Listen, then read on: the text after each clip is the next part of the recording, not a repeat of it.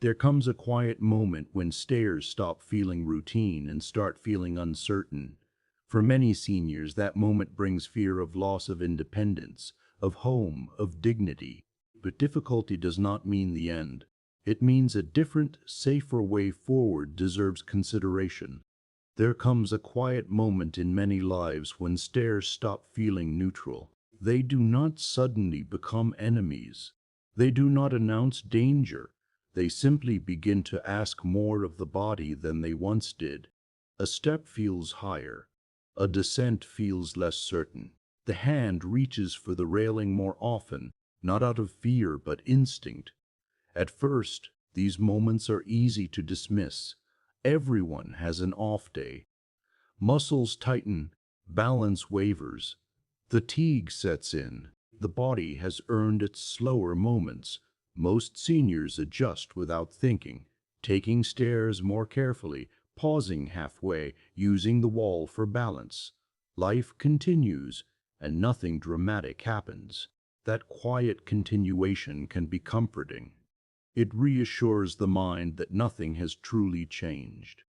But change, especially with age, rarely arrives loudly.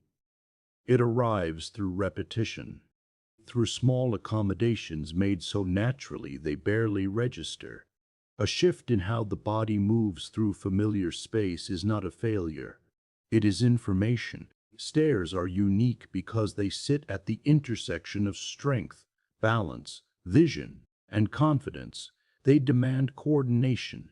They punish distraction. And when the body begins to negotiate them instead of moving through them effortlessly, it is not a warning to panic. It is an invitation to pay attention. Many seniors resist that invitation because it feels loaded with meaning. Difficulty with stairs is often interpreted as a verdict rather than a signal. It feels like a line crossed, a loss acknowledged. And because of that, the instinct is often to minimize it, to push through, to prove that nothing has changed. That instinct comes from a lifetime of resilience. It deserves respect. But resilience does not mean ignoring information. It means responding to it wisely. The first real tension many seniors feel is not physical, but emotional. The question forms quietly. If stairs are becoming harder, what does that say about the future? And beneath that question sits an even heavier one. Does this mean I cannot stay here? Home is not just a structure. It is memory held in walls. It is the sound of footsteps in the hallway at night, the familiar creak of a stair, the way light falls through a window at a certain hour. Home remembers a person even when the person begins to forget small things. It carries identity. The idea of selling a home is rarely about real estate. It is about surrender, about erasing a chapter, about becoming unmoored from the place where life unfolded. For many seniors, the suggestion to sell does not feel practical. It feels personal. Often, that suggestion comes quickly. A family member notices hesitation on the stairs. A friend mentions a fall they heard about. A professional raises the topic of downsizing.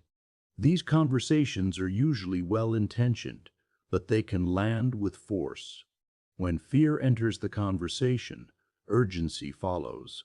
Selling becomes framed as the responsible choice, the safe choice, the inevitable choice. And under pressure, many seniors begin to believe that difficulty with stairs means they have run out of options. That belief is one of the most damaging myths of aging. Selling a home is not a neutral act. It is disruptive. It demands energy, decision-making, adaptation, and emotional processing all at once. For someone already navigating physical change, this can be overwhelming. More importantly, it often removes control at the very moment control matters most. When a decision is driven by fear, it rarely preserves dignity. It replaces autonomy with reaction. Seniors who sell quickly often discover that the loss they feel is deeper than expected, not because the new place is wrong, but because the choice was rushed. Safety matters, but so does continuity, so does familiarity, so does the quiet confidence that comes from knowing where things are, how sounds travel, how the house behaves at night. These elements are not sentimental, they are stabilizing. What is often overlooked is that stairs becoming challenging does not mean a home has become unsuitable. It means the relationship between the body and the environment needs adjustment, and adjustment does not require abandonment. Homes, like bodies, can adapt. When the conversation shifts away from selling and toward adapting, something important changes. Fear loosens its grip. Possibility re-enters the picture. Instead of asking, "Where will I go?" the question becomes, "How can this space support me now?" That shift is powerful because it restores agency. Adapting a home does not mean turning it into something unrecognizable. It means respecting both the home and the person living in it. It means acknowledging that needs evolve, and environments can evolve too. For many seniors, the idea of modifying a home initially feels like a concession, a visible admission that aging is real, but that framing is misleading. Adaptation is not surrender, it is strategy. Throughout life, people adapt constantly. They change routines, they adjust schedules, they reorganize spaces. These changes are rarely seen as losses. They are seen as practical responses to new realities. Home adaptations belong in that same category. They are not about frailty. They are about alignment. When stairs are supported properly, confidence returns. Movement becomes less cautious. The body relaxes instead of bracing. That relaxation reduces risk more effectively than avoidance ever could. More importantly, adaptation preserves independence. It allows seniors to continue living on their own terms rather than reshaping their lives around limitations. The most important aspect of adaptation is that it is chosen, not imposed. Choice preserves dignity. When a senior decides how to adjust their environment, they remain in control of the narrative of their life. That control matters deeply, especially in later years, when so many changes feel external and unavoidable.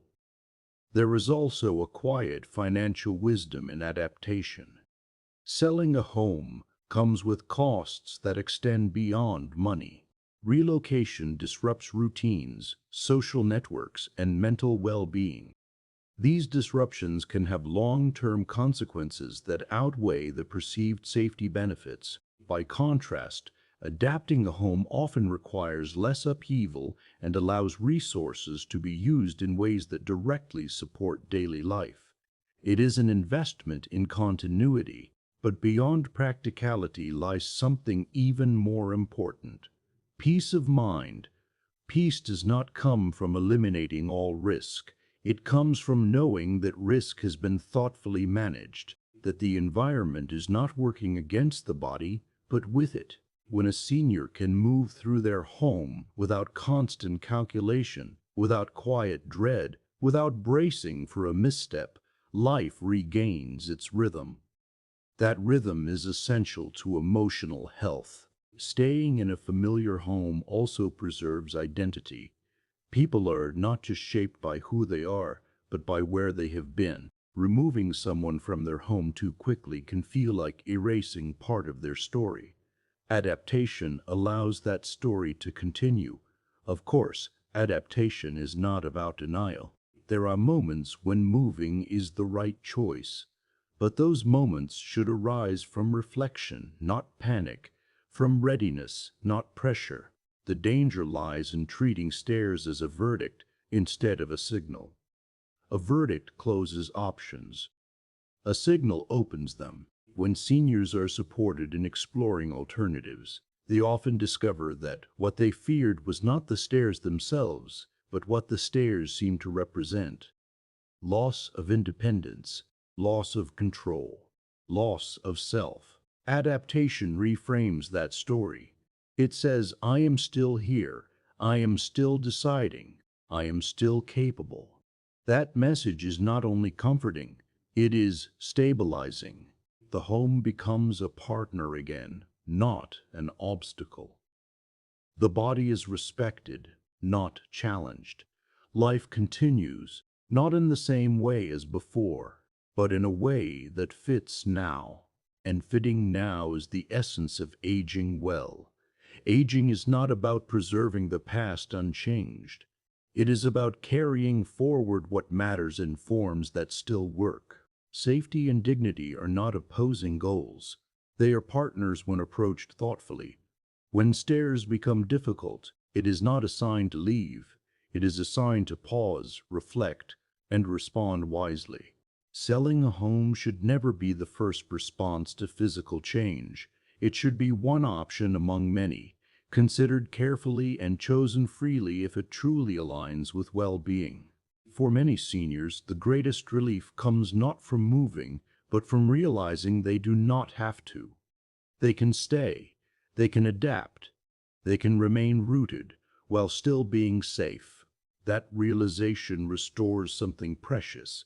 Trust, trust in the home, trust in oneself, trust in oneself, trust in the ability to navigate change without losing identity.